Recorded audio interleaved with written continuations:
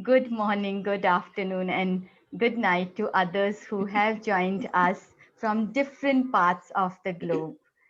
I'm so happy to see you all again after our opening ceremony. So today's topic is very novel topic, which is climate and psychoanalysis. As we all know, it won't be wrong to say man is a product of nature. It has evolved out of nature. So like we all say, Mother Nature. So it is there, the mutual use of nature and man is using the nature is always been there and is allowed, permitted, and is good. But in its delusion of power and omnipotence, it has started abusing it, misusing it. So this is something which is mutually self-sabotaging and self-defeating. Today, I welcome Sally and Della both, and we are going to hear your views and also the reasons why men, and we are one of them, why we are doing that, why we are being so naive about it, why we are ignoring the potential hazards and the harm which we are actually causing ourselves. So I just pass over to our President, Dr. Mishra, who is presiding over the ceremony.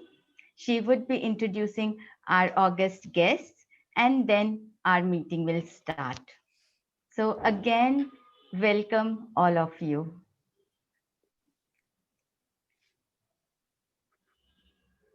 So,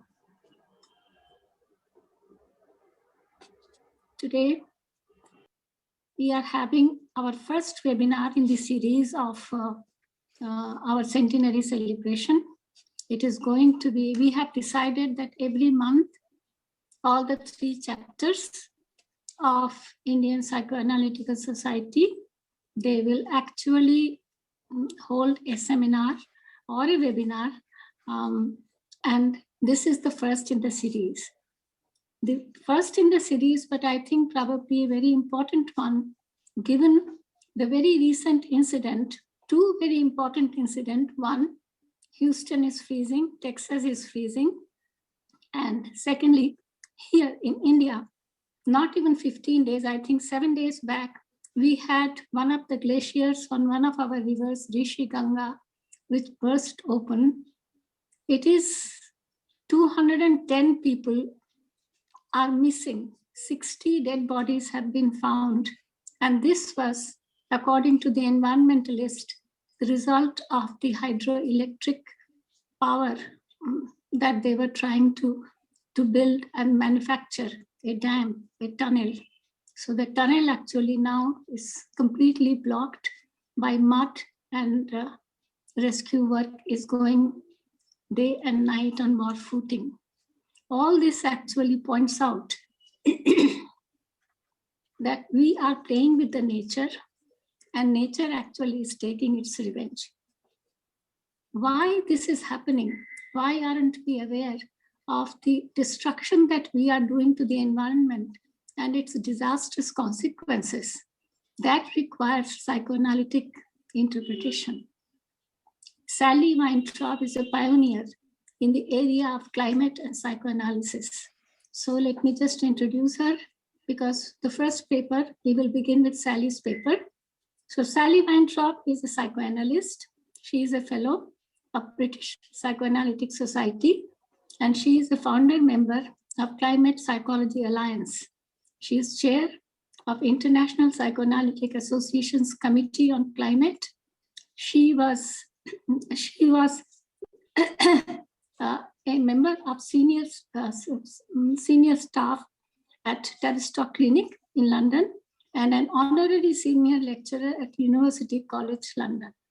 Currently, she writes and talks on climate change and our relationship with the environment. In 2021, she won an IPA Community Award for her work in the area of climate. She has a new book out in April 2021, And the name of the book is Psychological Roots of the Climate Crisis, Neoliberal Exceptionalisms and Culture of Uncare. Sally, over to you.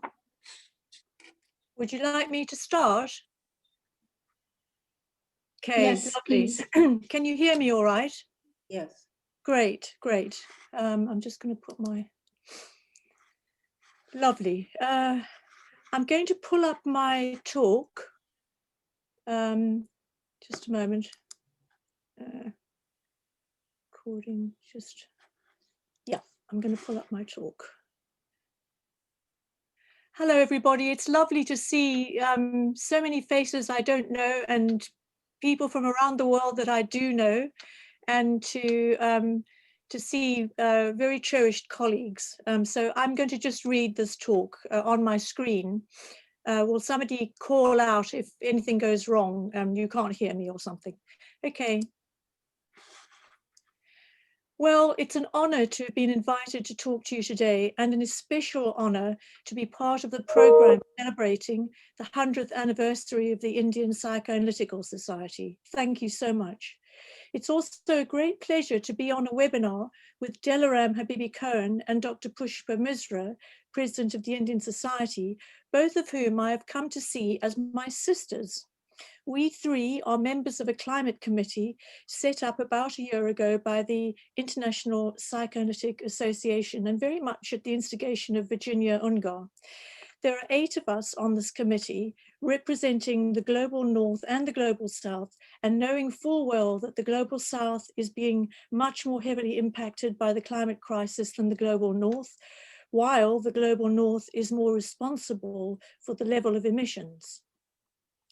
The climate crisis is much too large a subject to cover in just one talk, and so is the question, what light can psychoanalysis shed on this crisis? I will pick up a few strands to start a discussion, but first of all, some context. People currently face multiple threats to survival, the corona pandemic and an unfolding economic crisis.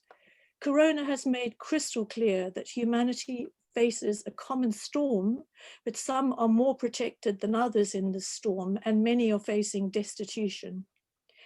Also, we see growing instability, polarization, and fracturing in democratic structures across the world. The president-elect of the American Psychoanalytic Association, Kerry Silkovitz, rightly observed that the viral pandemic has brought with it an anxiety pandemic. However, I see this anxiety pandemic as touching on existential anxiety that currently is deeper even than anxiety about COVID, and deeper even than anxiety about the state of economies around the world, and anxieties about a tearing social fabric.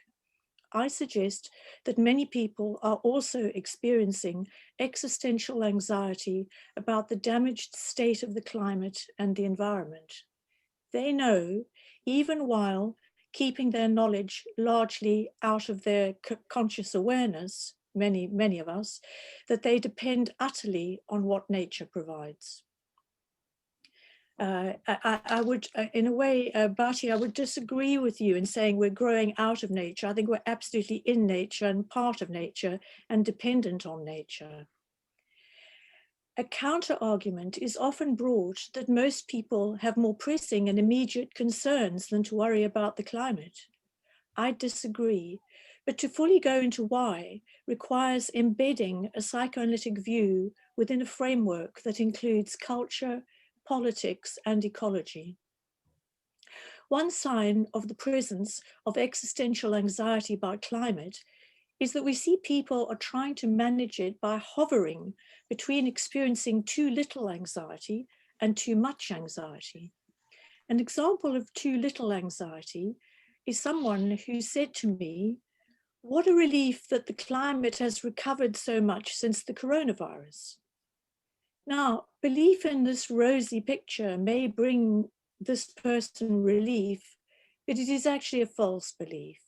The facts are that global heating is showing signs now of accelerating, and just two worrying indications are that the permafrost has now started to melt, releasing methane, a highly dangerous greenhouse gas, and intense wildfires in the Arctic last June, released more polluting gases into the Earth's atmosphere than in any other month in 18 years of data collection by European climate scientists. Now, hearing these facts may heighten anxiety to such intolerable levels that the facts are then experienced as too much, and then they are psychically defended against. Anxiety is a vital alarm call, a necessary prod, letting us know that fast remedial action is needed. And experiencing too little anxiety is maladaptive, while experiencing too much anxiety may have complex strands. On the one hand, seeing the degree of environmental devastation that has already occurred can feel just overwhelming. And then people need to protect themselves and do protect themselves from feeling overwhelmed. On the other hand, it's too much, best think about something else, can also be a way of more actively keeping oneself dissociated from concern. To explore why climate change is by now so hard to think about, I will introduce the idea of bubbles. A bubble is a collective psychic retreat from reality. Bubbles are largely socially constructed. My subject is the climate bubble, a particular sort of bubble that minimizes moral unease that people would feel if they were to step out and see the real world clearly. This bubble is kept inflated through often subtle cultural pressure to collude with slippery, corrupting arguments. The world as seen from inside the bubble is a virtual, as if, fake world. Unsustainable behavior is thought of as normal and usual, indeed the only way. And inside the bubble, people can act without counting the true cost. The mechanisms that preserve a bubble like this are largely maintained by unconscious group pressures, and people in the bubble are largely unaware of this. The climate bubble has been seeded, inflated, and then maintained largely through a culture of uncare, meaning a culture whose perverse aim is to encourage people to disassociate or distance themselves from the part of them that cares and is socially responsible. The culture of uncare actively seeks to boost people's infantile omnipotence and thus to regress them psychologically. Bion thought that such a culture promotes spiritual drift and leaves people psychiatrically disinherited. In the new book I've written, Psychological Roots of the Climate Crisis, I argue that neoliberalism's culture of uncare, which includes advertising, media, political propaganda, and social group pressure, works to undermine being caring and taking social responsibility. The culture of uncare is designed to make ignoring others and future generations seem unproblematic, and that, I argue, has suited the needs of a deregulated neoliberal economy. The climate bubble is far larger, far more damaging, and far more consequential than any bubble in human history. It has involved planning to extract all for now for the few, with storms and instability for the rest. The climate bubble has served a particular sanitizing psychological function, which is to bleach violence, death, and suffering from the picture. Pushpa's just referred to a small part, but highly significant part of that suffering in India. The bubble is now bursting. It must burst, as, like all bubbles, it's based on omnipotent magical thinking. The damage and the suffering caused by this bubble are now too huge to conceal. One sign of the climate bubble bursting is that more people are talking openly about the state of the climate. Hannah Siegel argued that to stay silent is the real crime. I would add that the silence about climate has kept this bubble afloat long enough for the resulting damage to by now be staggering. Now that the climate bubble is bursting, very broadly speaking, people are responding in two main ways. One is trying to preserve bubble thinking with fight-flight responses, and the other is struggling to face reality, with, of course, many of us veering between these two. I'm going to concentrate on how hard it is to face climate reality.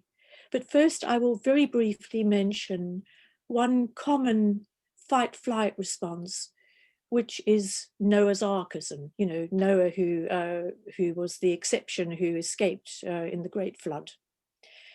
The general fantasy system at work with this defense is based on the belief that we are in a privileged group entitled to be saved.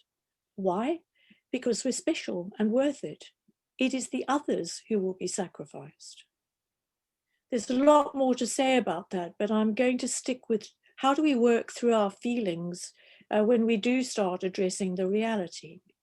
So the rest of what I will say is addressed to those of us who are trying to cope with the shock of emerging from the climate bubble and trying to stay sane while facing climate reality today, when so much damage to our life support systems has already been done, and when some of it is irreparable. How do we face climate reality? And crucially, how do we work it through? And of course, working through is an ongoing process. I want to repeat that endlessly because I think this is how psychoanalysis sees.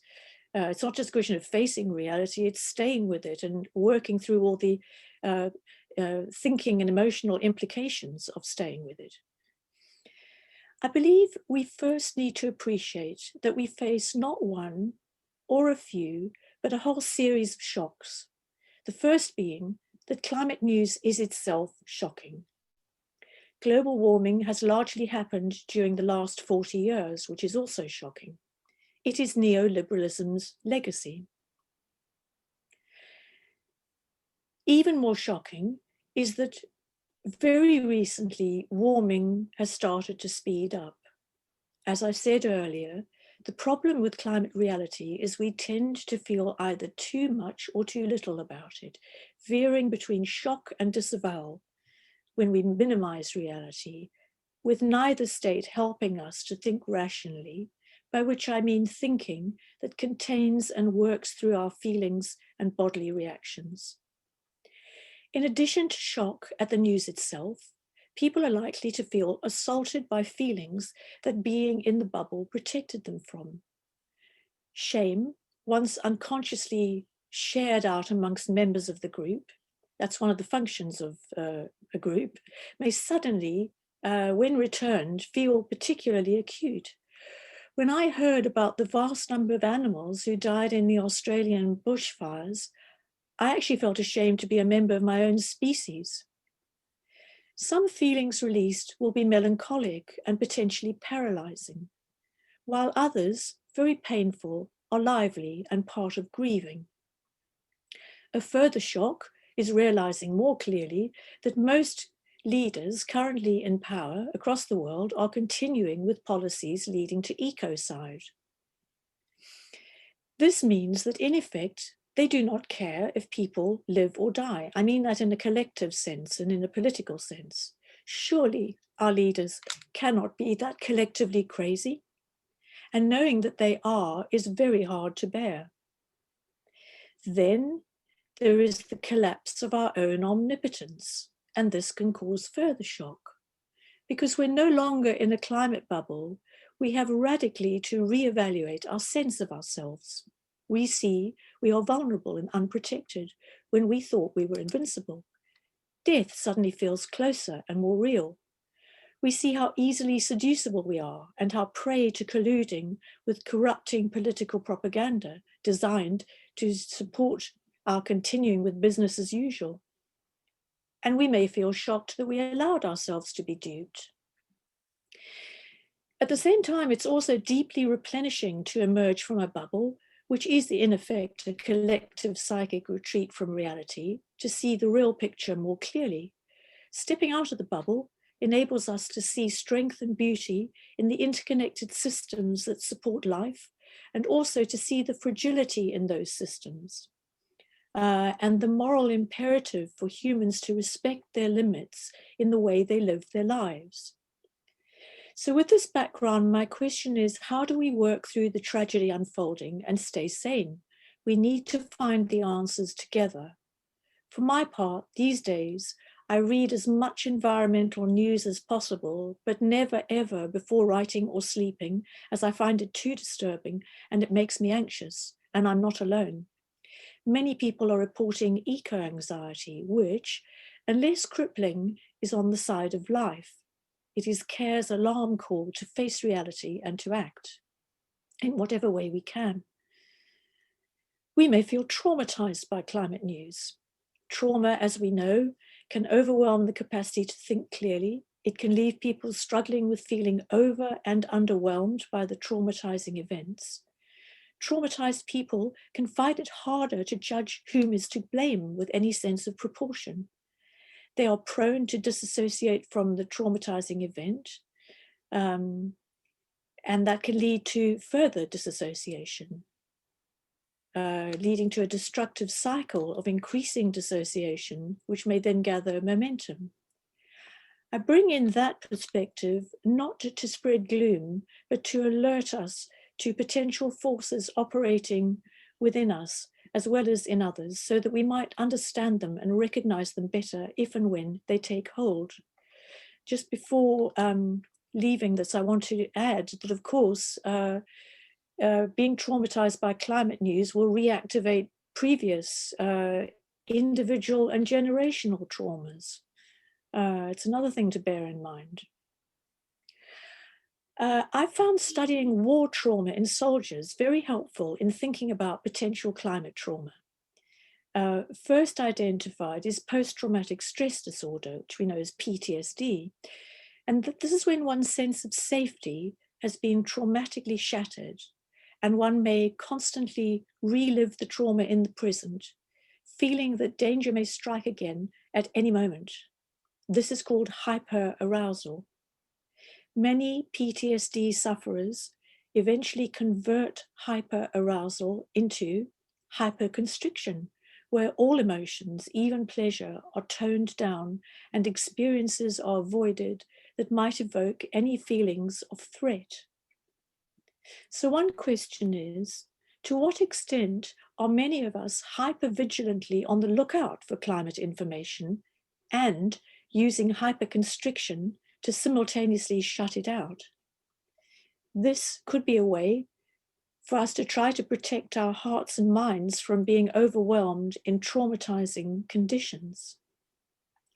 Then there's pre-traumatic stress disorder, which is trauma that soldiers suffer in prolonged situations of helpless anticipation of a future traumatizing event. The psychiatrist Lisa van Susteren sees our stress at anticipating impending climate breakdown as a form of pre-traumatic stress disorder. And of course, right now, people across the world and climate refugees are already experiencing traumatic climate events, their situation worsened by COVID-19 and the added economic hardship it brings. When a journalist asked me, how do we tell people about the climate emergency without traumatizing them? I said, well, it's actually not easy to know how, but I firmly believe what matters is whether we give truthful pictures about the future in a caring way, not in a careless, switched off way that does not relate to how people might be feeling. I heard a child say, school told us today, Mummy, that the world is about to end. Is that true? Her parent answered, of course it's not true, and immediately changed the subject. I suggest that bald answer, while true in a strict sense, abandoned the child and delegitimized the child's voice and concern. And then there's rage. People are experiencing rage at injustice, feeling dismissed and not respected right across the world. And rage can actually fuel the will to act for the better, but it can also be part of a trauma reaction, in which case it's more likely to be loveless and tending towards hate acts, repetitive, destructive grievance, and identifying with the traumatizers, which is why we need to pay very close attention to whether we might be feeling traumatized. I'm now going to turn to moral injury, the violation of our sense of what's right. And again, I'm going to look at soldiers for guidance. Studying stories of morally injured soldiers reveals this pattern: a sense of betrayal by a leadership that idealized the view and hid the truth, that lied, that devalued life and was casual about killing, the helplessness of feeling caught up in a vast machine that prevents one from acting with care and conscience, the collapse of one's inner ideals, feeling one's own experience and sense of reality is brushed aside and does not count. Now, this could be a description of what many people report feeling about the economic and political world in which they live, a world that inevitably generates a climate crisis. The global economy now structures how people live in ways that conflict with their ordinary human decency. Daily life for the more affluent is fraught with moral dilemmas. Do I take the car, the bus, or the bike? Do I switch on the air conditioning when conditions get too hot because of climate change? Do I buy that book online from a company that employs people on 0 hours contracts? What do I do when nearly everything I buy comes wrapped up in plastic? My very way of living causes environmental and social damage. And how do I live with the guilt and shame of my participation? Suffering moral injury is a sign of mental health, not disorder. It means one's conscience is alive. And staunching and repairing moral injury involves a lot of psychic work, facing remorse, seeking forgiveness, gaining new understanding of one's individual culpability, and being able to place that in a wider context. It is in these ways that shattered ideals can be rebuilt and what's right refound amid scars. Judith Herman, who studied survivors of trauma, is one of a number who have argued that social action serves as, I quote her, the strongest antidote to traumatic experience, creating an alliance with others based on cooperation and shared purpose. I believe that breaking with the current culture of uncare requires a collective effort of working through grief, remorse, and a reshouldering of collective responsibility. And it matters greatly that this is undertaken in the spirit of forgiveness of self and other. The real tragedy with the climate bubble is that it allowed so much damage to accrue that facing climate reality now can feel unbearable. What I do know from my own experience is that trying to bear it and allowing myself to feel at times absolutely overwhelmed helps me better contain my distress and soften my rage. I find I'm more reflective and sadder, knowing I too profited from ignoring nature's limits, and I too colluded with the culture that worked to uncare me and us. Perhaps we need a tragic position alongside the psychoanalytic depressive position, and we need to find ways collectively to work this tragic position through. I want now to say a bit more about that by reading you parts of a poem by a young North American poet, Mia Nelson, about how the climate crisis leaves her feeling. Her poem is called "You Call It Eco-Trauma." Wendell Berry called it the peace of wild things, but really it was the ending of things that we saw no ending to, our feet standing on the sweet glacial edge of heaven. I call it waking up in the middle of the night in a cold sweat and knowing your mother is being killed in the next room, but not being able to move. I call it crying every birthday since I was 10, knowing nothing can save me, us, it, ours from time.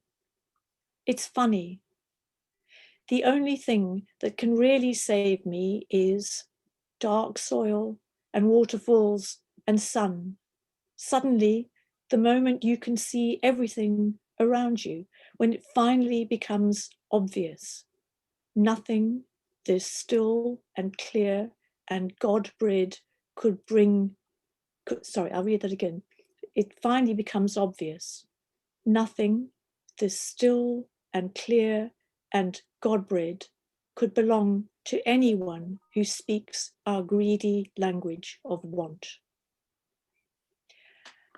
I want to highlight these lines. I call it waking up in the middle of the night in a cold sweat and knowing your mother is being killed in the next room and not being able to move. These words speak to me, my way of seeing it, of one young person struggling with the tragic position. How do we work through and bear irreparable damage when we fear the good object that we need to help us with working through is died or is dying? The damaged good object here might be Earth being killed by ecocide. It might also refer to such dissociation that we no longer hear children's cries, even our own children's.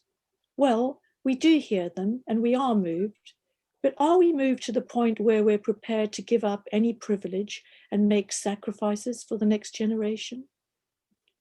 Inside the climate bubble, this acute conflict is deadened and our caring part is dissociated from. Might this bubble-like deadened state also be the dead mother Mia is referring to? In my experience, children and young people, including young adults, are often very much more in touch with climate reality than their elders. They know they are the generation who will have to live in a world in which the elders allocated them so little entitlement. When Mia says, you call it eco-trauma, I call it knowing your mother is being killed in the next room, might she be speaking of the dead mother as a form of deafness that allows one group to leave all the suffering to be felt by another group?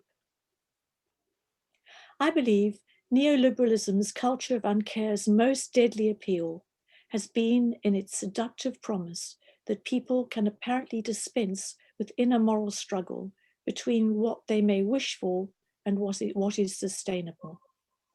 However, to transition to a sustainable way of living, we need to stay with that conflict and consider Earth in every single thing we do. When we believe we are entitled to be spared the hassle of caring, we treat the lively reality-seeking part of ourselves as unimportant. We undermine its willpower. My last paragraph. The most treacherous fake promise offered by neoliberalism's self-serving, dominant culture of uncare is return to the bubble and you can be spared all inner discomfort. Hannah Siegel described the death drive as a wish to fall into the arms of a fantasy that the pain of living can be avoided. This is Freud's nirvana principle.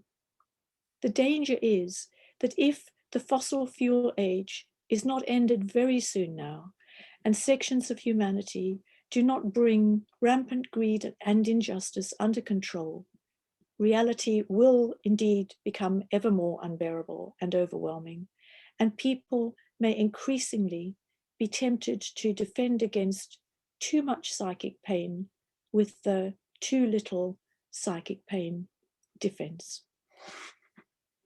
thank you. That's the end. Thank you.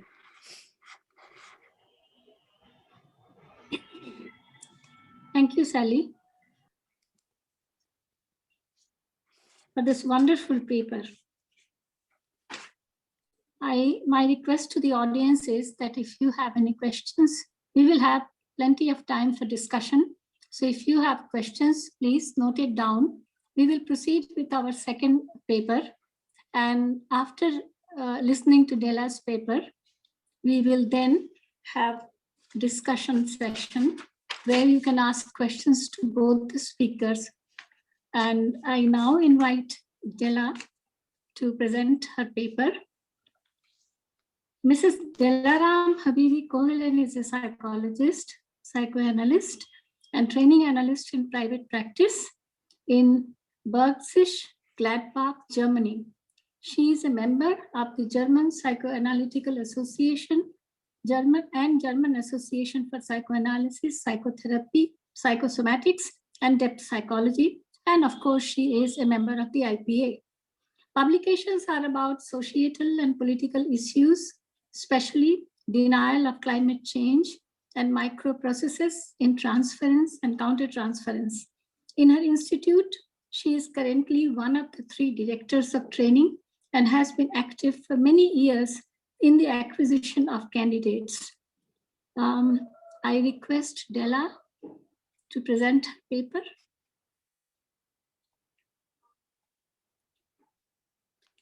Over to Dela. Yes.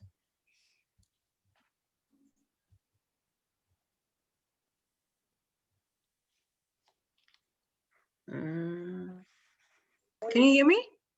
Yes, Dela, we can hear you. Okay, thank you very much. Thank you for the invitation. I feel very honored, and I'm very happy to be here with Sally also, with whom I have quite a long friendship now. And first of all, I would like to talk about what the paper is about. I will talk about the defense mechanisms that we use very widely, that Sally has already introduced, and I connected with the same subject that Sally has also touched, that is neoliberalism, and I'm trying to describe how this culture of neoliberal thinking, starting from the beginning of industrialization, has formed our defense mechanisms. Now, knowledge of climate change has existed for a long time, a longer time maybe that we're conscious of. The greenhouse effect was described as early as the 19th century, and the global climate was already a topic of discussion then. However, systematic research and hypothesizing only entered the public discourse through the publications of the Club of Rome in 1972 and 1974, and through the subsequent institutions that investigated anthropogenic global warming or collected and analyzed studies. For example, the IPCC. Since then, research on global warming and its connection to the increase in carbon dioxide and other greenhouse gases has grown enormously, and there's hardly any doubt among scientists about man-made climate change. The fact that climate change is happening faster than expected, and that the predicted figures of the IPCC are being exceeded, is also gradually coming into the public consciousness. However, the question of all those who deal with global warming remains virulent. Why is there no adequate reaction to the known facts on the political as well as on the individual side. Now, this article will deal with the artifice of the psychic defense in the individual and how the overall social development of postmodernity has inscribed itself into our defense mechanisms. The psychic is incredibly adaptable. It enables us to survive even in traumatic situations. It seeks to avoid pain and it wants to protect us. It engages in dangerous maneuvers. It splits and it divides. It produces fissures. It bends. It throws out the unlovable without regard for loss.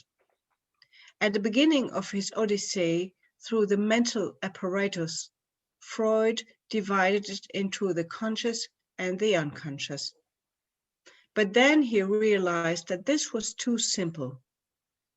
For that which keeps or makes unpleasant and painful things unconscious is not even accessible to consciousness.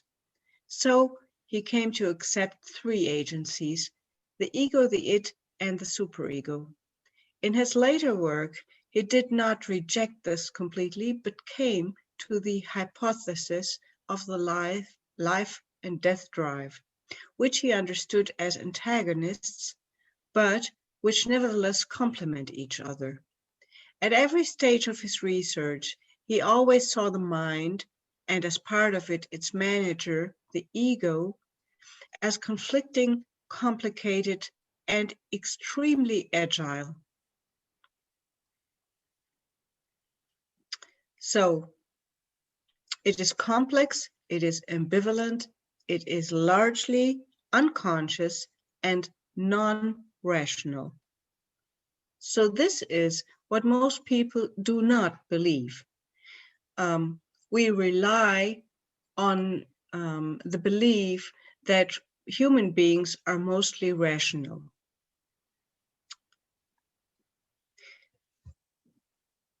The inner reality, which psychoanalysts regard as the main field of work, is embedded and interacts with the outer reality. But I think the word interacting is too simple. Inner and outer reality are interwoven and shape each other in an ongoing process. What we perceive on the outside is at least partly made by our inside. For example, if we see someone as dangerous and aggressive because of our life history experiences, we behave accordingly, that is, attacking or even submissive, and the other person then becomes aggressive in parts because they feel they are being treated in this way and believe they have to defend themselves against this accusation they perceive. But objects and things outside ourselves also enter us and shape us. The most obvious example are the digital natives whose smartphone use thumbs evoke an enlarged corresponding brain area. The zeitgeist in which we move very naturally and which seems self-evident to us also shapes our consciousness and our unconsciousness, and thus also our defenses. A psychoanalyst who is very interested in external reality, Shmuel Ehrlich, puts forward the thesis that the present development of civilization has achieved a level of prosperity as never before, and that it is precisely this that accounts for our subjective unhappiness. I cite him. If by civilization we understand first and foremost today's Western culture and its global manifestations, we must recognize that we live in an age of omnipotence. Man has indeed taken the place of God and no longer considers anything impossible. This omnipotence, this hubris, is reflected in grandiosity, selfishness, and in a tendency to replacing the superego with the ideal ego. One cause of the subject's unease is therefore the omnipotent promise of today's civilization, a promise of happiness, health, domination, and an all-overpowering love. All this is not only held out in a prospect at great expense, but offered in a template-like, ready-to-use manner for immediate consumption. Thus, it is inevitable that the individual feels a tension between his daily lot and his omnipotent fantasies of love and happiness, beauty and wisdom, peace, and a life without suffering. This tension is constantly fed by the perception of what is lacking, fueling the ever-accessible feelings of envy and greed. End of citation. The wanting to have more and more is thus explained by the tension between today's claim to paradise and reality. It poses the question of possible renunciation and adherence to limits, and thus strikes at the heart of what constitutes our question. Why do we do nothing? Since industrialization, we have lived with the promise and the belief that everything is feasible, that development is growth and ever greater production of mass, that there are hardly any limits to the human spirit's inventiveness and urge to explore, and this not only serves global prosperity, but also a liberation from restrictive limits. In the Western industrial nations, we live in an abundance that makes lack unimaginable. Moreover, the availability of things is hardly subject to a waiting period anymore, and we have become very accustomed to the land of milk and honey. The price of all this is alienation in the broadest sense, not only the alienation of the worker from his product and from the labor processes, that is Karl Marx, is meant here, but the alienation between people and also between generations, and alienation from nature and also from things. It's about a relationship to the world that is disturbed because man no longer feels connected to it. In view of globalization, with its everything is connected with everything, this seems paradoxical.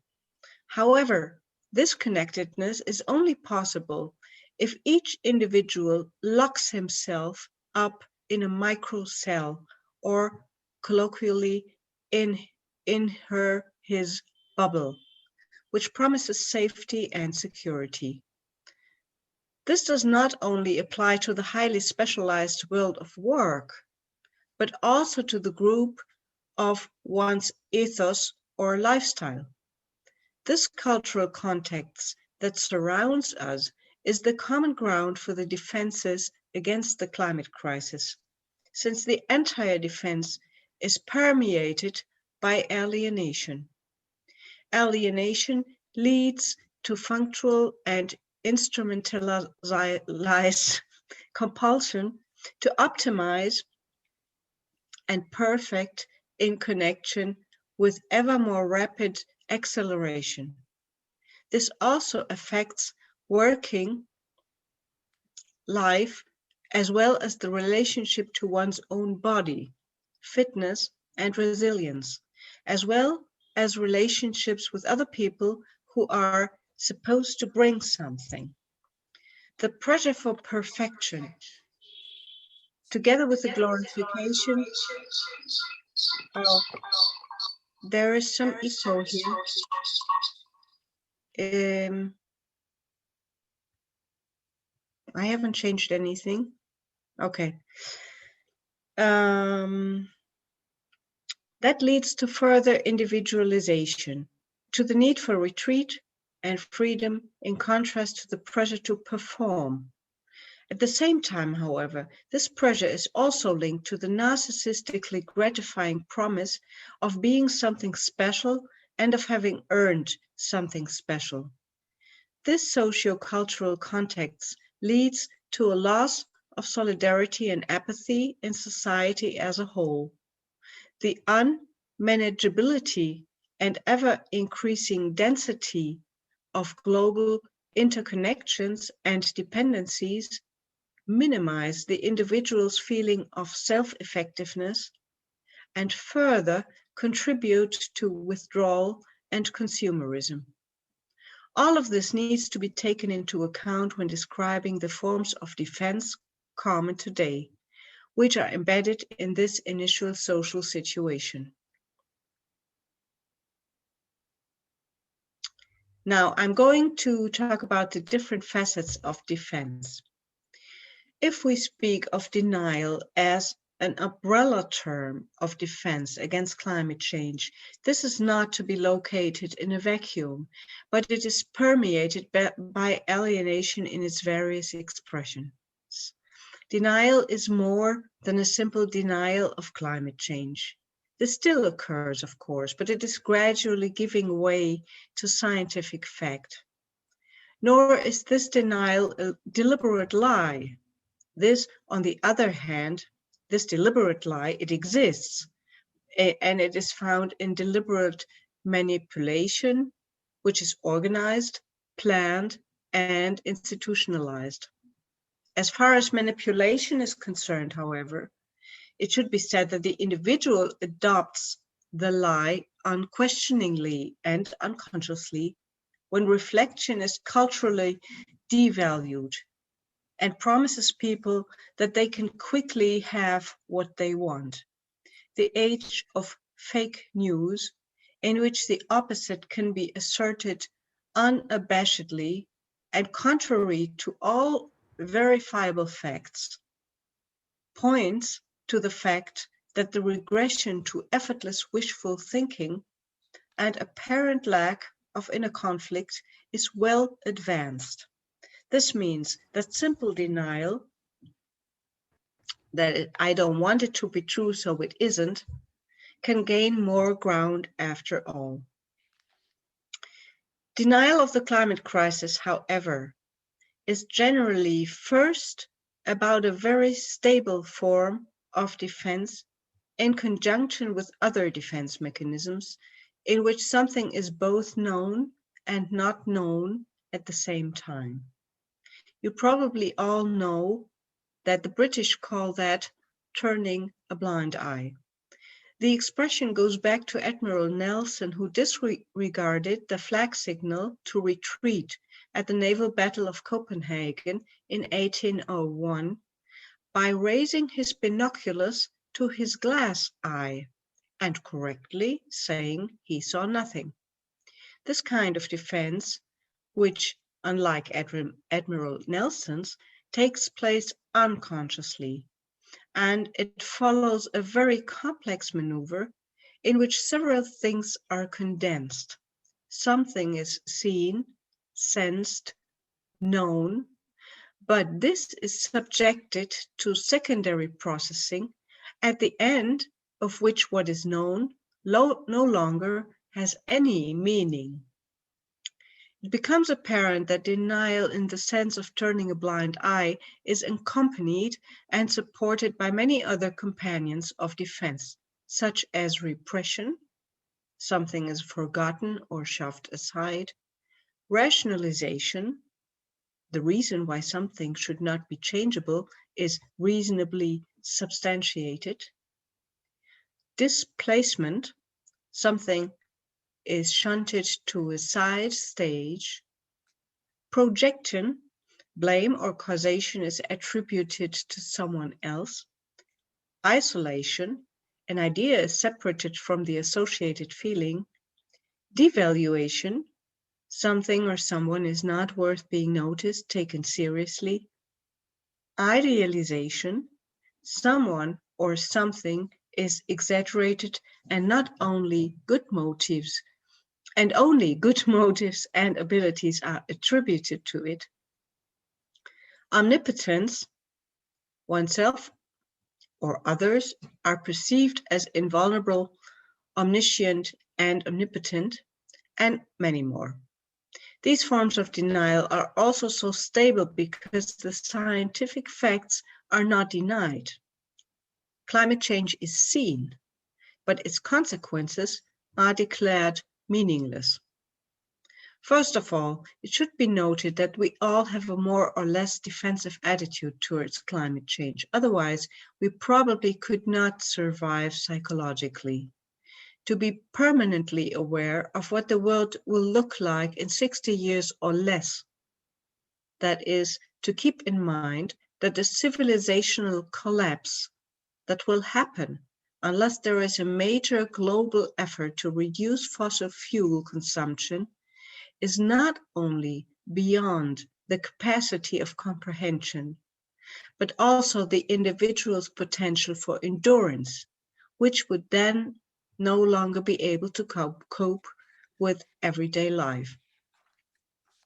And what we look away from are heat waves, storms, floods, uninhabitability of the southern hemisphere, famines, global migration movements, wars over water, civil wars, escalating terrorism, increasing totalitarianism of governments, and many more dangers.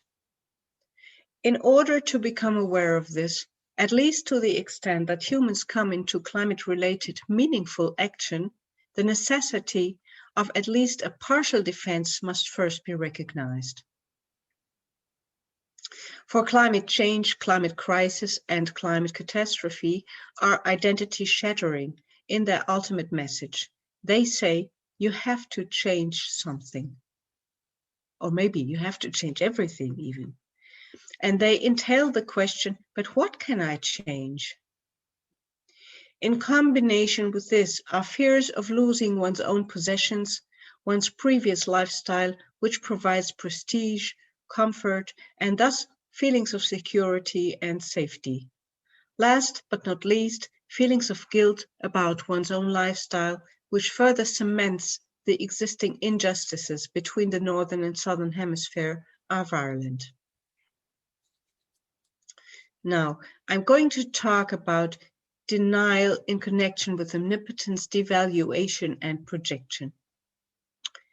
Climate change skeptics, as they falsely call themselves, because they are not really skeptical or doubting, but they firmly believe in the non-existence of anthropogenic global warming.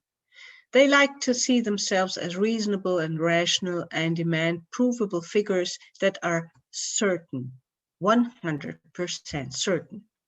Here, for example, it is claimed that climate change has always existed.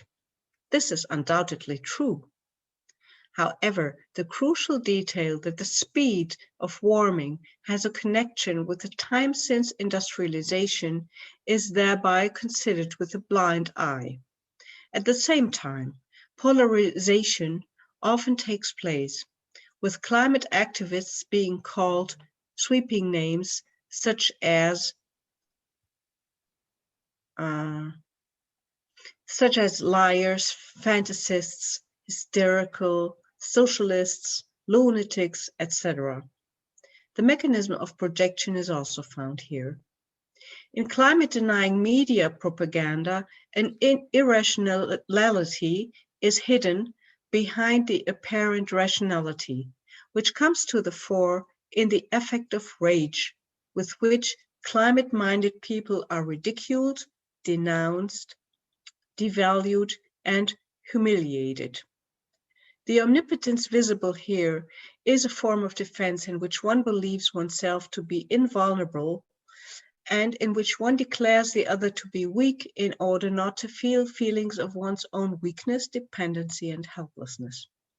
The vehemence of contempt for the other testifies to the danger of these feelings if one were to acknowledge them for oneself. This form of denial is often found in the organized form of lobbying, fossil lobbying. Stokoe names some typical characteristics of this, such as the assumption of conspiracies, for example, against capital, the use of false experts, the cherry picking of the weakest scientific articles to denigrate the entire field, the demand for ever more watertight figures, and the use of false analogies and logical fallacies. What seems important here is that the actors usually use an unfair generalization, an emotionalization, polarization, and dramatization in which there is no longer any pretense of a factual debate.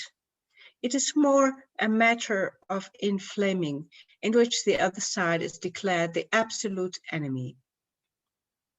Now, I'm going to skip a bit. Now, I'm coming to talk about denial with the mechanism of isolation. The climate crisis is so enormous, affecting all areas and spaces of life, water, earth, air, that it does not fit with parceled life. One of the most important defenses is to try to force it back into the parcel nevertheless. Isolation is a helpful support here. In the process, the climate crisis is kept separate from other problems that are also crises. Destroying the connection with the various global difficulties is essential here. Thus, the following world problems are listed as if existing side by side. Pandemic is one thing, climate crisis is another. But I just heard a talk by a German virologist with Luisa Neubauer, who is the counterpart of Greta Thunberg in Germany. And Karl Lauterbach said that the warming is doing something to the animals that they cannot adopt, and they produce many more viruses that have been unknown so far. And also the deforestation of the tropical forests cause animals and human beings coming closer together. And all this probably produces more pandemics in the oncoming years, more and more pandemics that we are confronted with. And so we can see here the very close connection between climate crisis and pandemics. And with the usage of the mechanism of isolation, this is split apart, and it is seen as two crises that have nothing to do with each other. Other crises named are economic crisis, social polarization and fundamentalism, terrorism, refugee crisis, and the list can be extended. The multi-causal interconnections between these problems can be overlooked, so that each problem in itself seems smaller and more manageable. This is to push fear aside that the climate crisis, already much more threatening to existence in the Southern Hemisphere than here, where I live, causes and at least intensifies migration movements, that it creates economic pressure and mass unemployment, that it causes wars, for example, for water, that it causes wars. Also for other raw materials, over raw materials and for territories. That the fear that arises from this leads to further fundamentalism and social division. And I already mentioned the deforestation that leads to pandemics. Many people are not even aware of these fears because the pre-consciously felt connections are already cut in advance. The fears then continue to operate unconsciously.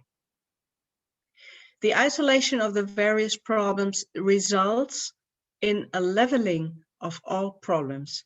If being able to list a multitude of crises, an imperceptible equaling in prioritization occurs. If we name 10 different problems in a row, this has the effect of making them all seem equally important. However, they cannot be tackled at the same time. So we first deal with the one that causes the least difficulties and the easiest to get rid of with concrete action. Climate change always brings up the rear because it is too complex, too interdependent, too unpromising, and too long-term. So it is always dealt with at last. This procrastination is embedded in a quarterly focused learned over decades, in which the profits of the next 3 months, which are supposed to keep growing, are decisive for current action. If you enter thinking in quarters into the internet, a lot of articles about family-run or nature-loving farms appear, which contrast the 3 months attitude with thinking in generations. This also can include doing without something new now for better production. For example, keeping a fallow to regenerate the soil. Such a view is less alienating because it involves a more immediate approach to the product. It considers large contexts. However, it is not common and it is demanding. The fact that something we do or that we don't do today will have consequences for future generations may be abstractly obvious to many of us, but it does not determine our actions. We are no longer connected to the following generations because family ties are far less strong than they were 50 years ago, due to the individualizing dynamics. This disconnectedness is also found in the defenses that no longer even recognize our dependence and interconnectedness with nature. People say, that is so sad about the polar bears, they're so cute. People also say, people need nature to recover from stressful city life. In these sentences, nature is experienced as something outside of ourselves and our center of life.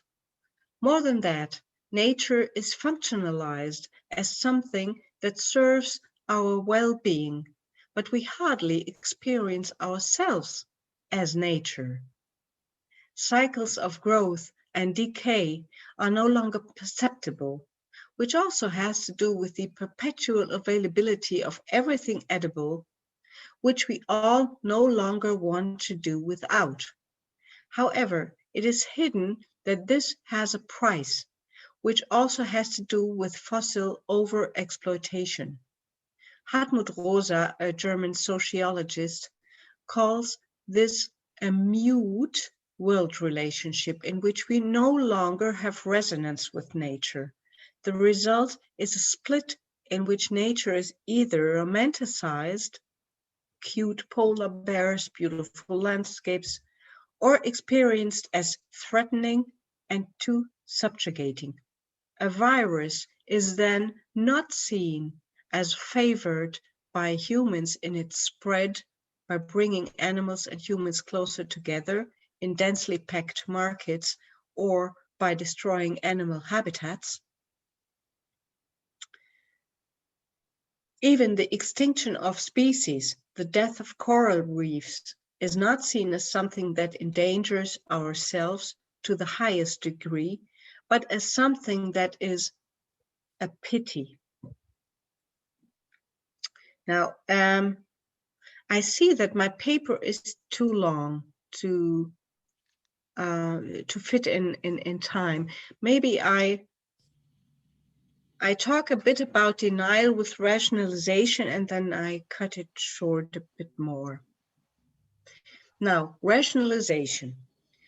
What can I do if there are still large-scale meat factories, if the forest is cleared for the benefit of lignite production, if even the whole of Germany goes along with it? China, India, Australia, the USA continue to spew such enormous emissions into the air. Politicians are responsible. The big structures have to change. Politics shifts its responsibility to the individual when it only demands renunciation of consumption and makes appeals. How can I demand from third world countries, that they renounce the prosperity we have after we have profited so much from them? But that means potentiated emissions. All these sentences are true to some extent. Rationalization means that there is some truth in the argument, but that this is meant to disguise the actual motive, namely a defense. The arguments mentioned here are supposed to justify why renouncing consumption or resource use seems pointless and will have no effect. Behind this, however, is often the secret and very understandable desire to be able to continue doing things as before, in the slipstream of good reasoning. For example, flying, ordering from Amazon, individualized driving, in short, consuming. This is a very complex mixture, for consumption is not just about convenience. The comfort, abundance, and effortlessness that we do not want to give up are ultimately rooted in the defense against fear and helplessness. These arise under the pressure of demands on an individual who is largely isolated from social ties, who is supposed to permanently invent, enhance, and realize himself, but who, despite all apparent freedom, is externally determined due to the multitude of interdependencies in which he is involved. And now there's a bit about fetishism. The fantasy is that there will be no water shortage once the technology is efficient enough to desalinate seawater, that there will be no more forest dieback, no more extinction of species when carbon dioxide can be sucked out of the atmosphere and stored back into the ground, that there will be enough protection for everyone when we have made ourselves completely independent of the surrounding world and live under a dome, that hunger and waves of migration will be stopped when we'll be able to produce food completely synthetically. All these fantasies counter the horror of the tipping points, the complete uncontrollability of storms, droughts, frosts, heat waves, floods, with something reassuring and a promise that life will go on as usual without restriction. Here, the respective hype technology becomes a fetish, an all-curing wonder weapon that promises us independence, control, and availability. And above all, that we don't have to change anything. An example of the continuation of the familiar, which gives us security, is the rebound effect. If we save energy by using electricity more efficiently, we consume just as much, or even more, by leaving everything on standby. Renunciation or restriction in contemporary thinking means that you are on the loser's side and that you have not managed to prove to the limit that it does not exist. So, sorry for the silence. I'm looking what is really important still in my lecture here. Okay, the last chapter is about digital capitalism. This insidiously transforms and distorts our values. It puts economic dictates above the common ground. It denounces weakness as something inferior. For example, I observed this with the young generation, that the word victim functions as a swear word. Also, digital capitalism assigns empathy to weakness. Empathy there is reinterpreted as a weakness in leadership. But it puts profit above social togetherness. Stinginess is cool. It transforms leisure into busy entertainment. Acceleration dynamics are also found in leisure time. This is important if one wants to understand the common inner attitudes that affect climate change more deeply. They share about our lifestyle, resource consumption, and what values are important to us.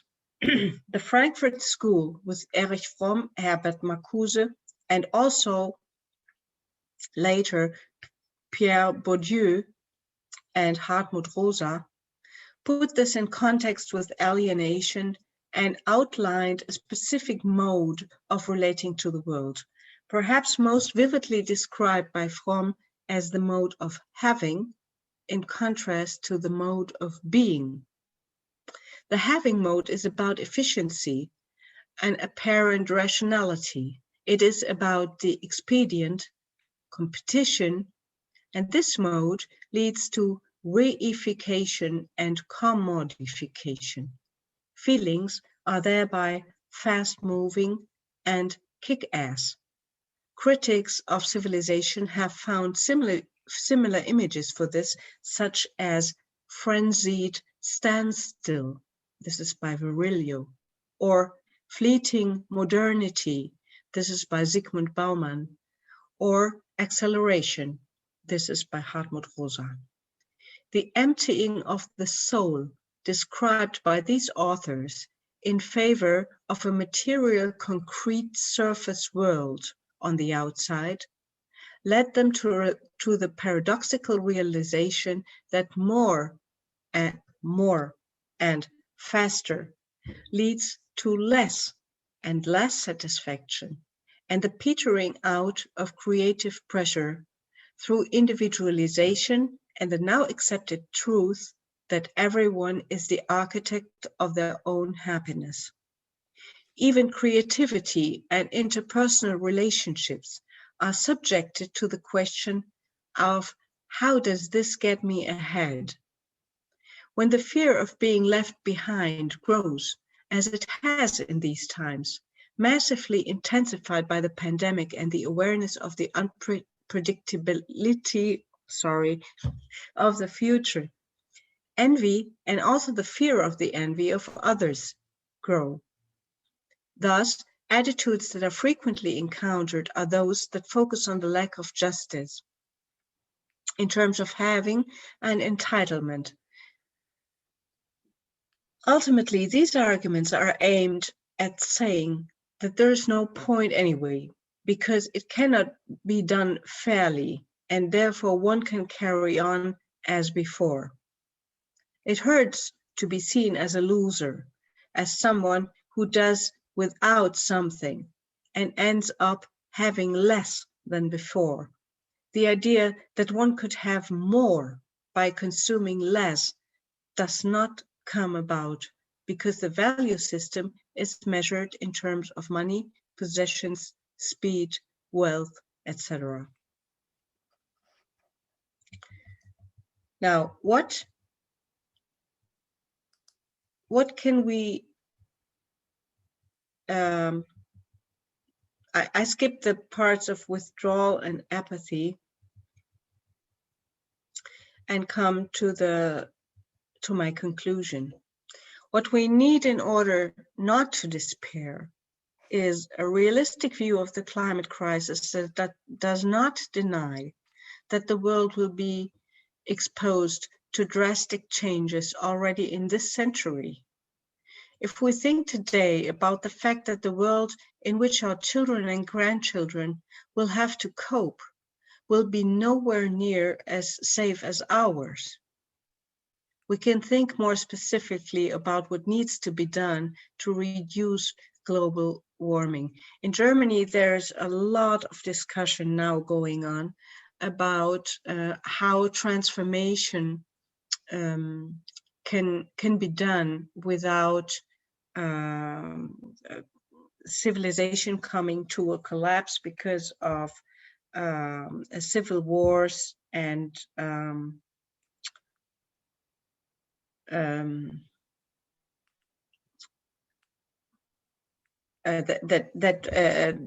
groups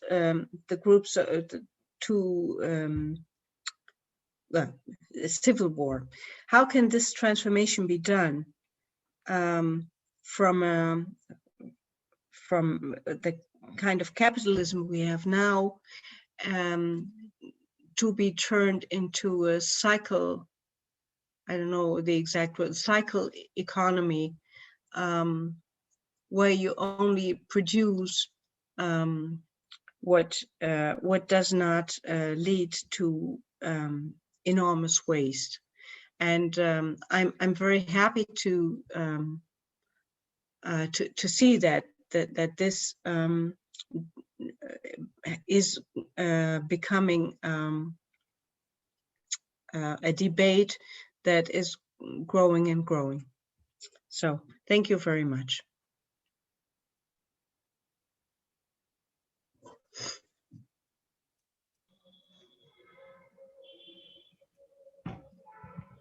Thank you, Dela.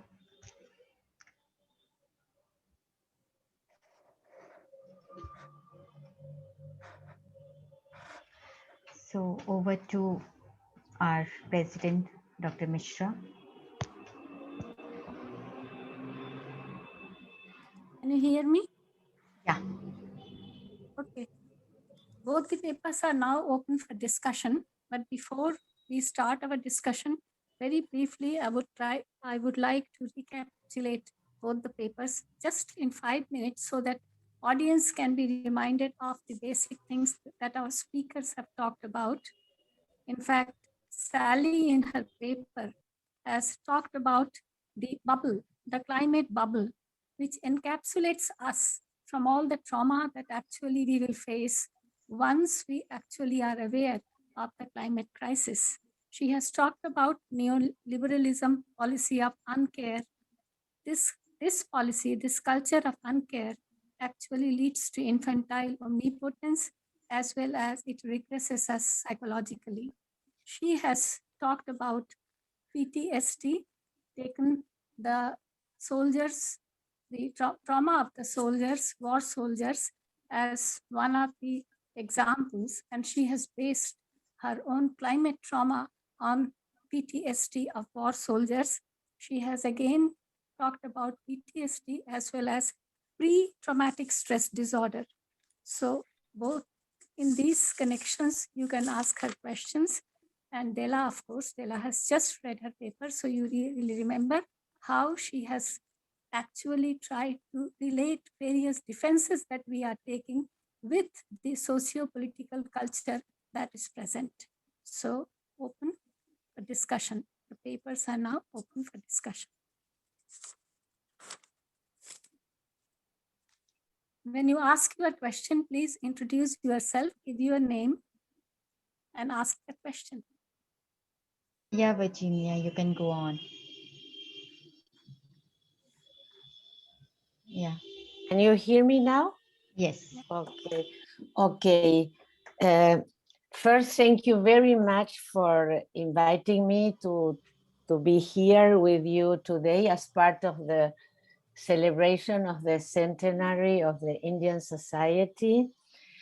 And we've heard two remarkable presentations.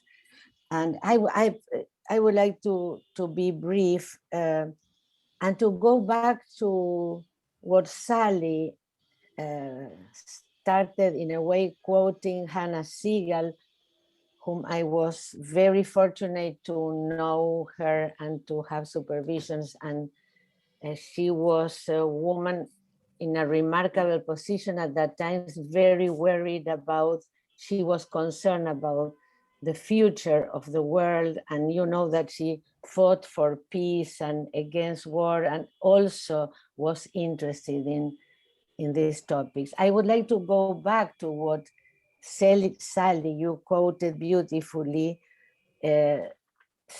Stay silent is a real crime, is a real crime. And I think that she was right. So what I would like to say is that from a couple of years to now, within the IPA, the climate change and the problems and what we are facing has a voice. And thanks to the leadership of Sally and her committee, there is not only describing, what's going on and the problems we are facing, but also we can see the attitude and the wish to study in a deep way from the psychoanalytic point of view. And I think this is very important because psychoanalysis has to have a word regarding what is going on and what could happen. So in what I would like to say, in some way, if I'm not wrong, you can tell me there, you are trying to study the global situation from different point of view that we cannot avoid now, the economic, the political point of view, the differences that we have in our world and even in our international organizations regarding culture, regarding inequities and so on, but also to study the human attitude. And it's psychoanalysis who can have a word. And that's why I'm very grateful and I'm very glad that today we are discussing in this way from the global perspective to the singular, because we psychoanalysts deal with singular, the analytic process. But from there, as you know, climate change is part of the structure we inaugurated, IPA in the community. So we go from the, taking into account that we have a very valuable method that is the psychoanalytic method, we are able to study and to do what you are, remarkably doing. So only one, I would like, we can debate many things, but while you were giving your presentations, it came to my mind the video that was organized by your committee, Sally. It was a wonderful video that included the perspective of a child and the grandmother. And I can tell you that even if it is a very difficult world and it's a very difficult situation, that we have to accept that we humans are destroying our own resources. But I'm feeling a little bit optimistic because I'm a child analyst and I can witness that children in many situations, they have a different attitude. They take care about nature, they take care about what they are eating, what they are doing, what are we doing with our resources. And in a way, I feel optimistic that we could have an influence in the future generation. Thank you very much for your contributions that were remarkable. Thank you, Virginia. Thank you very much for your comments. Della, have you got, do you want to respond to what Virginia has said? Other than I agree, I don't have nothing to say to that. Thank you, Virginia. There's lots to say. You spoke about the children, and I think one of the things that I wanted to highlight in my talk is that I think we're in danger of letting the children, us older people and adults, letting the children down because we don't actually listen to them, or we try to draw them into the very sort of cultural defenses that Della so beautifully outlined. And it's a form of deafness, you know, and I think it's a particularly cruel form of deafness, and we don't want to recognize the cruelty. That's what's kept outside the bubble, because they are our children and we're leaving them to face this, you know. And I think the problem is that, you know, I would add to what Della's saying that I think the problem with disavowal, it's like an onion. You keep revealing deeper and deeper layers of it. It never ends, you know. There's just turning a blind eye. Is that, and I'm very encouraged by the upsurge of protest at the moment about privilege and inequality, because I think that it invites us to really struggle with to understand our blindness to our wanting to maintain privilege. And I think we tend to see it only as material privilege. What the Black Lives Matter protests have really shown me is that the privilege is to stay in a world, in a bubble in which we do not have to face suffering. It is the others who suffer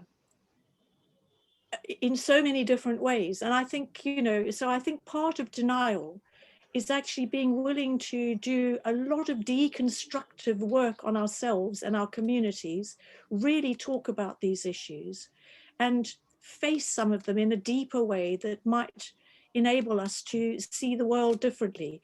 I like you, think that there's a lot of hope in the situation.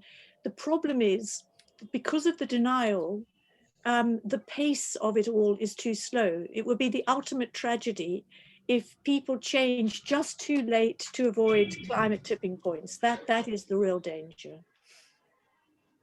Can I just make one other point about just responding to Della? I absolutely loved the way that you talked about isolationism, that you hive off climate as a separate issue. And there's so much reflected, you know, my problem in the talk today, which I actually cut down, it was much longer. But, you know, I started saying, well, there are a whole lot of problems, and I listed them. And it's exactly the problem, you know, that you described. And interestingly, climate is always culturally the one left out. There's always something more important to talk about than climate. And I thought that the way that you talked about the interconnection, and I had a bit about that in my talk as well, and I took it out because they're all interconnected. And actually, the one thing you're not allowed to say culturally, it's a taboo, is that actually climate is driving the whole thing. It's our relationship to the earth that is driving all these other problems. That's the big thing one's not allowed to say. So, you know, one's in a climate where you're talking about, well, what could, you know, what's climate change possibly got to do with us? It's got everything to do with everything. So anyway, I love the way you articulated that. Can I say something? It just came to my mind that I had an argument with my husband. This argument lasted about a decade. And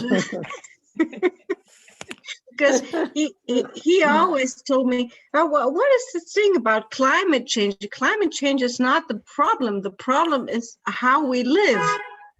And I always told him, well, don't you see that I'm just exactly saying that? And climate change is only a symptom. But it was something that because he saw it as if I was saying this is one circled out problem that he did not understand that I meant it to be connected with everything else, and so, but now he understood. So. Well, that's great, Ella. And Adriana wants to say something. Yes, Adriana. Thank you, Barty. Well, hello all. Thank you very much for the invitation, Barty and Pushpa, to be present today. And sorry again for not having made it on the inaugural session. Thank you for the speakers. I really enjoyed the two papers, and the first time I come across to your work, and I found it very, very interesting. I think I'm an analyst from South America, for those of you who doesn't know me, and I think so I'm from the Southern Hemisphere that you have referred. And I think psychoanalysis have a big contribution to make in, it is a voice that has to be in this issue, among the economics, among the politics, among the social. Psychoanalysis is obviously, as we all know, is a theory about man and about human affairs, because it's anything related to man is concerned about. Is it a problem with the volume, Barty? Or somebody Well, yeah. If you can say closer to the machine, or you, then probably it will be a little louder. Okay, I'll try. But I hope you've heard the beginning. It's about Yes, we did. We did. And I think, well, the importance of psychoanalysis having to make to bring awareness and give voice to from what psychoanalysis can do, which is to bring the perspective of man and how man relates to himself and obviously with environment. And from that perspective, I recently seen a movie that just been released in Netflix. I don't know if any of you have seen it. Perhaps the English analysts that are with us today have seen it, and it's called The Dig. D-I-G, The Dig. Yes. British. Yes. Yes. Saturn, Yeah. they discovered Yeah. that. Well, there is a moment in the film at the end when Ralph Fiennes is talking with a child, and he's crying because he talks about how he has failed his mother. And I think it's a lovely conversation about failing or failure. And basically what he says is we always fail. And I think this little dialogue is enormous because of his, this is, I think, what psychoanalysis is about. It's about bringing this aspect, this side of us as constantly failing and what we can do with this failing and how, and I think it's because of this denial of this, of this fragility and vulnerability that is in us and in our environment, that we almost happens this like kind of repetition compulsion that if we don't stop it, it really is a path to death, really. I really love the anecdote of Admiral Nelson that Delaram brought, this turning the blind eye, the origin of this expression, because this is what, well, psychoanalysis can bring in a way, is do we want to see or we don't want to see? We do have the best, and the worst is in our hands. We are capable of humans, and this is something psychoanalysis can say and says a lot about how we, can the best and the worst. We're capable of the best and the worst, and this is well individually and socially as well. So the power of man to damage itself and his environment is as bigger as the power of restoring it. So this is the fight and the tension that I think psychoanalysis can bring about, this tension because yes, there's the need to prosper. There was this talk about prosperity and change and transformation, but this is the tension about the costs and what we do with our lives, with our environment. So thank you very much. It's been a pleasure to hear Thank both you. papers today. Okay, thank you, Adriana. Anyone else? I think I saw Harriet taking a lot of notes. Harriet, would you like to comment?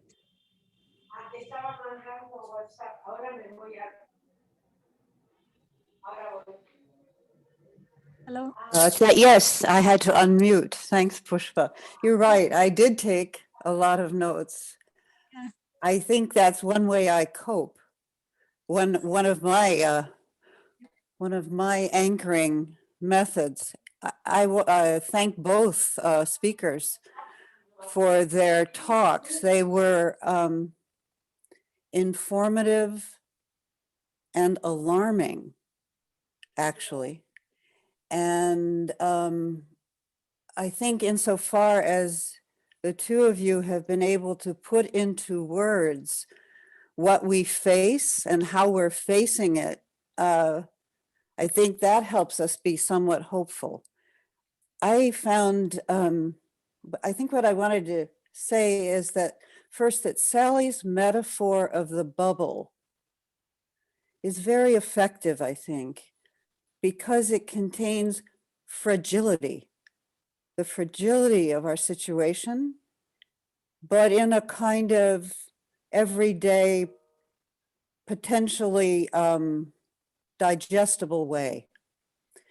It's something I think we can use to hold our knowledge about defenses that Della elaborated with such strength and clarity. But the longer you spoke, Della, the more anxious I became, because you make so clear how how deeply defensive we are. We are organized. There's background that we are organized in a way that obscures, I think, existential dread, which, you know, with the current climate problems in southern United States, that terrible rupture in India with so many injuries and deaths, you know, we're now with social media, I think the sense of urgency is greater. In a way, it helps the general public face what's happening to the world. And one other point I want to make is how much I appreciate that both Sally and Della feature the necessity to think in an interdisciplinary way to help psychoanalysts as well as the rest of the world understand that the political, societal, economic, you know, is interrelated with our psychic life, our development, and our ongoing experience. That we, you know, psychoanalysis for a long time lived in a bubble, its own version of a bubble. And I think it's one of the reasons I feel hopeful is that you are helping us chart a course where we have a greater, where we have a more explicit relationship with the world and what we might be able to bring the world. So also, one last thought. Sally, you brought us, I thought, such an important point with the suggestion we add the tragic position to the depressive position. I think for me, that opens a door on how to deal constructively with the defensive structure that Della elaborated so thoroughly. So thank you both, and Pushpa, and Thank you. Darji, and everybody. Thank you. Shubhanshu, do you want to say, do you want to make any comment? Pushpadi, Jui wants to say something, probably her hands is up. Oh, okay. Juhi. Yeah, Jui, you can go on.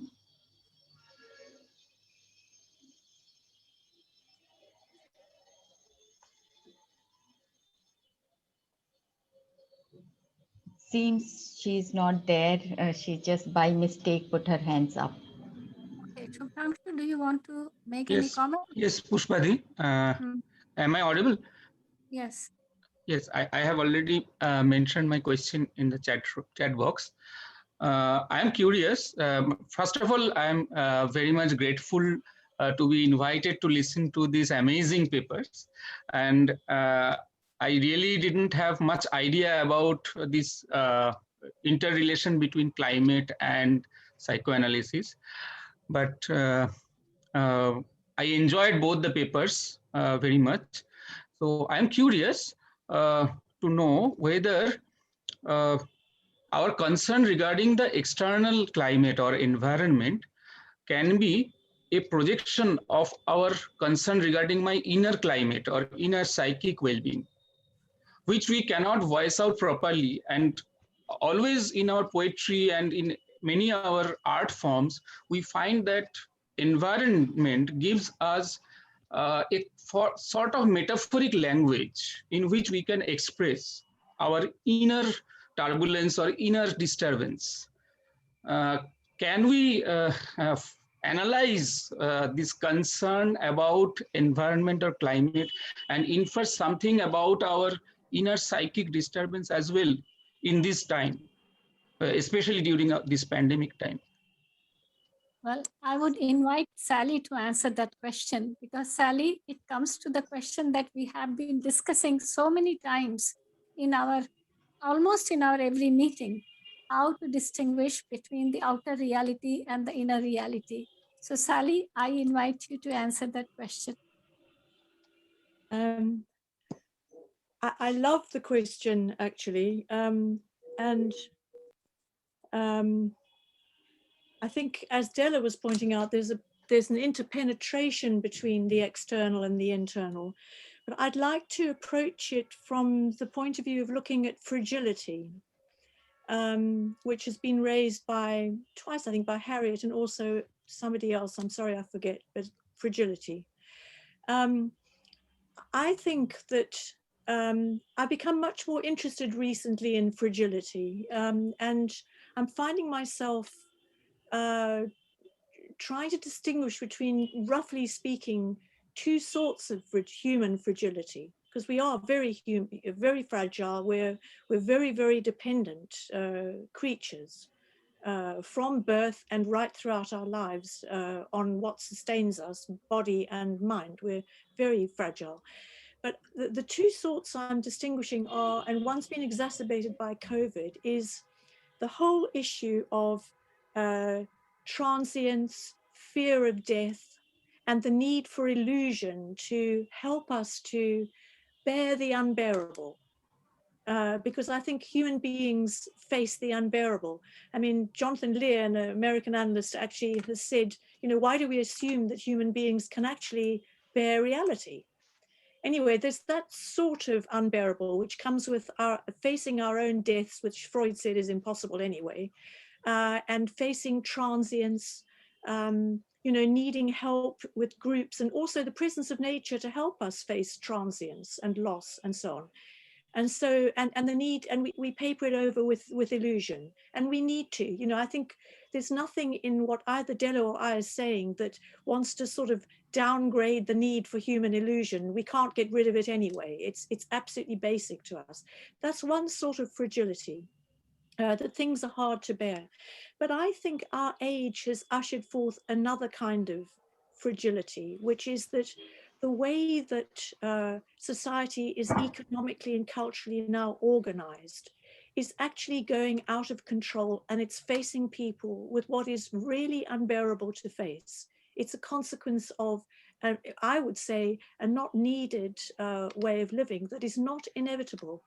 And I won't go on, but just one point. Della, you talked about the fossil fuel age arising at the start of industrialization, which is true, and global warming. However, if you look at graphs, you'll see that it massively jumped from the 1980s onwards, when a particular form of capitalism which was very deregulated and wanted to abolish all limits and justify itself with an ideology that promotes omnipotent thinking, took hold. Now, that economic form is caused far more damage than was done before. And I think the urgent question now, and I think it's producing unbearable living conditions, psychically unbearable and physically unbearable. You know, human beings were absolutely, this is a different sort of anxiety to even anxiety about our own death, I think. It's, you know, and the tragedy is that it's not even necessary, actually. It's anyway, so I wanted to make that point and to say that the urgent task, as I see it now, is what sort of frameworks do we need to put in place? Social frameworks, psychic frameworks, it's at all levels that can help us actually contain our destructiveness and enable our love. Because I think those sorts of social frameworks are what is needed. And a lot of repair work needs to be done. But so, and this new unbearable is driving different forms of, frankly, more and more crazy illusions, conspiracy theories, and, you know, making people very vulnerable to being captured by right-wing despotic leaders and so on and so forth. Thank you, Sally. Thank you, madam. Any other question?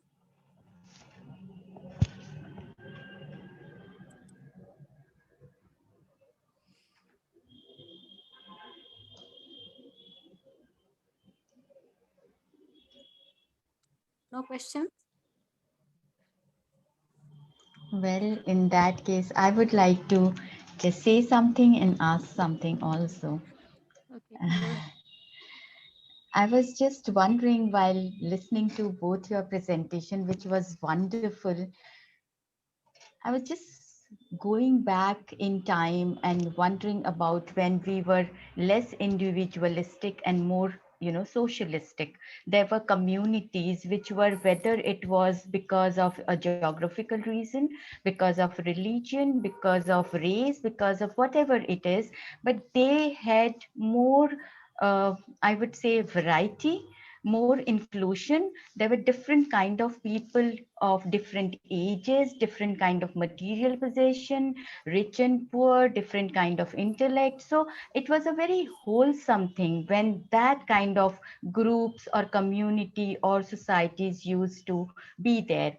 Then we started on to this individualistic, whether we call it capitalism, whether we call it, you know, industrialism, whether we call it actually the individualistic progression, which I really, you know, I'm finding it difficult to call it a progression, but that is how it is seen. And then, you know, even now there are groups in this individualistic society, there are groups, but these groups are very, very homogeneous. There is no heterogeneity, there is no variety. So if there are poor, so that is a group. If there is laborer, so that is a group. So if there are industrialists, then that is a group. So probably when we are talking about climate and nature and biodiversity, probably this is, I was just wondering, probably breaking down of this heterogeneity and turning it into this homogeneity probably has destroyed a lot of, you know, flora and fauna, not only in nature, but also in our psyche. So I would just like to hear from what you people think about it, because in India, we used to be a very, very, you know, close-knit social society, you know, the community. We had different religion and different geographical reason and a lot of variety. But now it is turning into more of, again, you know, industrialism, laborers, poor and rich, and you know, the classification goes according to the work or the job or the, you know, digitalization, which Della, so digital capitalization, which Della mentioned. So I feel it's really very, very sad. So I would just like to hear from you, what do you people feel about it? Okay, Della, would you like to comment on Bharti's questions? Yes, I feel that the individualization is something that is driving people apart from each other, and that your question connects with what can we do about it? And I haven't, maybe it's wishful thinking, but I see something emerging, at least in German society, that people come together a bit more in groups. When the danger becomes more conscious, of course, there are people who go back into retreat, but there are other people who have the urge to come together in groups and inform themselves more politically and discuss things. This is, I have maybe, I'm also in a kind of a bubble, in a small bubble, which is the Fridays for Future bubble, maybe, so to speak. But I have the idea that people are becoming more alert to what's going on, and they kind of a spirit of the urge of transformation is becoming more and more. And I feel that we need to have more of a group think, because otherwise we will not be able to tackle the challenge of what's coming up and what we have to change. I agree with that, and I also I think your point, Bharti, is very well taken, and it speaks to the need for cultural repair, and part of that cultural repair is repairing the damage done by disrespecting other cultures and different voices, you know, and actually coming to recognize just how much we have to learn from those other cultures that actually are more sustainable. So thank you. Thank you, Sally, and thank you, Della. Any other questions? What happened to our students? Jerry, Zareen wants to say something. Yeah, Zareen, you can go on. Me too. Like, as we were speaking, I was just thinking of this, the idea of, you know, the exploration of the planet Mars, and how, you know, we would go out there and colonize that and start all over again.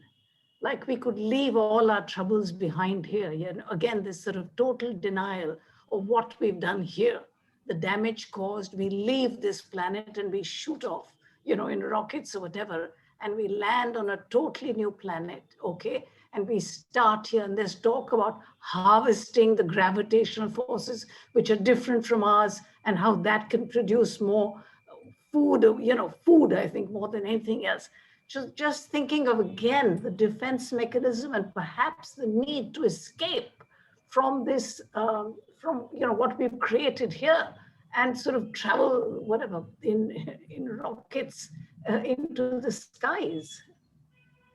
It's a lovely point, and it's like also we can leave everything that's human about us behind on Earth. That can be the human graveyard, and we'll go off, you know, in some triumphalist position. We'll conquer everything, yeah, and take no responsibility for anything. Yes. Thank you. Any other questions? Can I just add, Pushpa? I do think, thank you for hanging in there, everybody. This is not a subject that's where webinars are a good forum, in the sense that, you know, it needs discussion. It needs us to be together. So, you know, I think we need to find ways to recognize we're together in spirit, you know, but it's not easy to discuss in so easy. So thank you. Just want to recognize that. So thank you, Sally. If there are no more questions, then it's time for me to summarize whatever we have discussed today. Both the speakers actually have a common theme.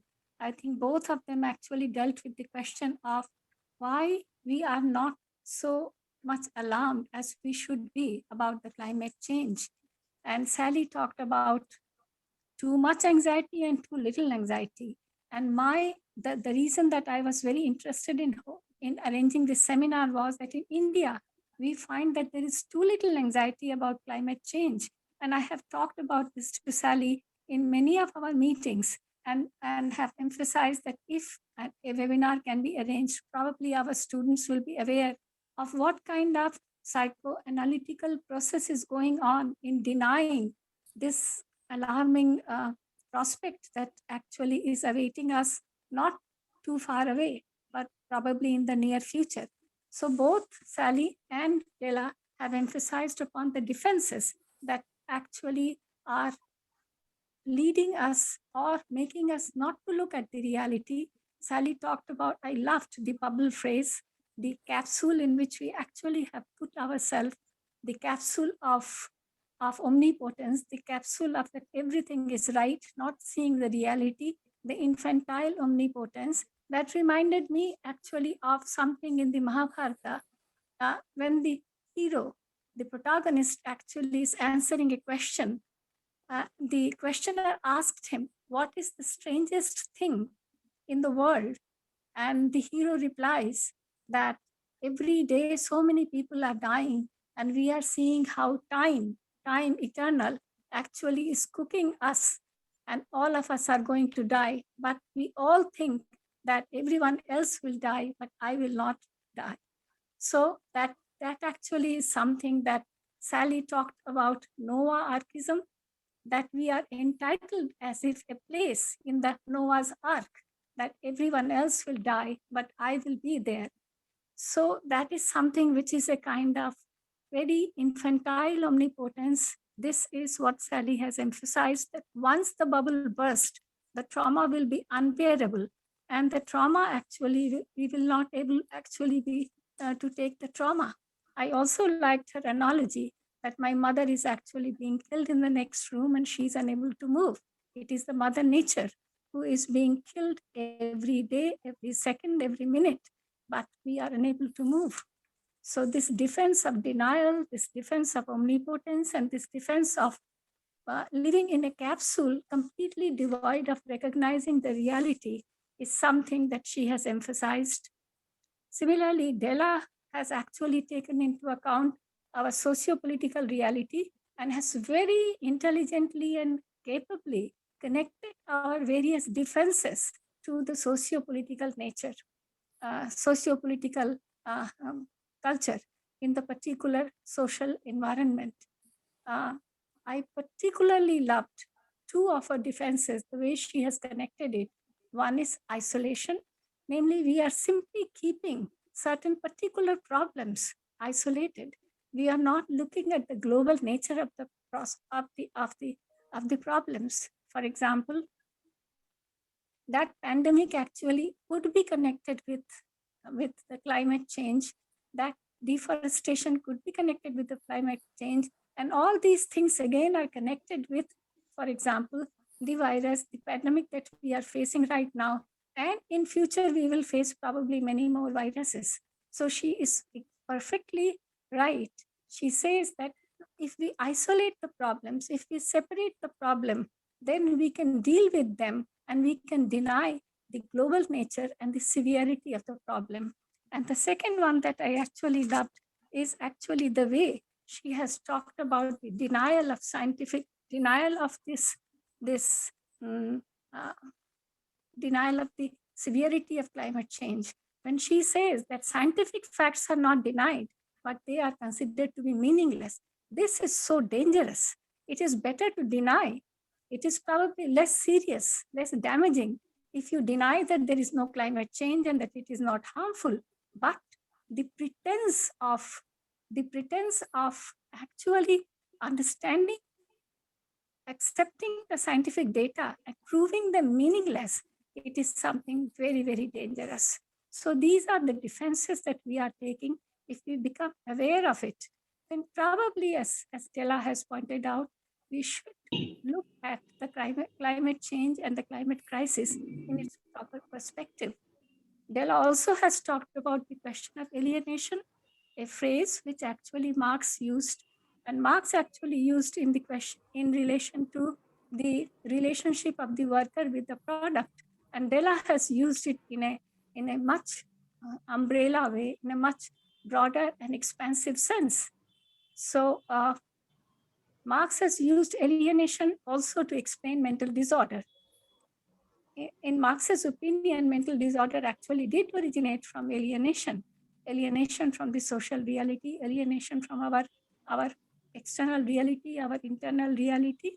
So this alienation with what is happening to the external world, what is happening to our own inner psyche, this particular alienation, concept of alienation, the way she has used it in relation to climate change is something that I loved. So we all are becoming alienated with our real self, which actually is that we are part of the nature, we are in the nature ourselves. I am also reminded of Arne Naess's deep ecology, theory of deep ecology, that we actually have to think nature, not in terms of what it gives us, but we actually have to think that we simply are in the nature. It's not that nature provides us this and this and this, therefore it has a value. It has a value in itself. So these are the important things that actually have come out in the papers of our two esteemed speakers. And at the same time, from the discussions and comments that we have heard, we hope that this actually will help us in understanding the seriousness of the climate change and will actually help us start ourselves and help us in removing the denial that we are constantly using. Thank you very much to both our speakers. I now invite our secretary to offer a vote of thanks. Thank you, Pushpadi. So, of course, thanks, Sally, for such a wonderful presentation. And thanks, Stella. Without you, this webinar wouldn't be possible. And, you know, with this webinar, we hope that people will, like Sally said, will start discussing and thinking about it. So thank you. Thanks a lot to both of you. And I thank Harriet for being with us throughout. I thanks Adriana. I thanks Virginia. She had to leave, but thanks still. And I thank our members from Delhi and Bombay and all our members, affiliate and students over here. This webinar cannot be done without the audience because the audience is to think and discuss and take it forward. And I hope that we in coming webinars also, we would be taking up pertinent topics and we would be seeing you all again. Thanks to all of you. Thank you. Thank you. Thank you.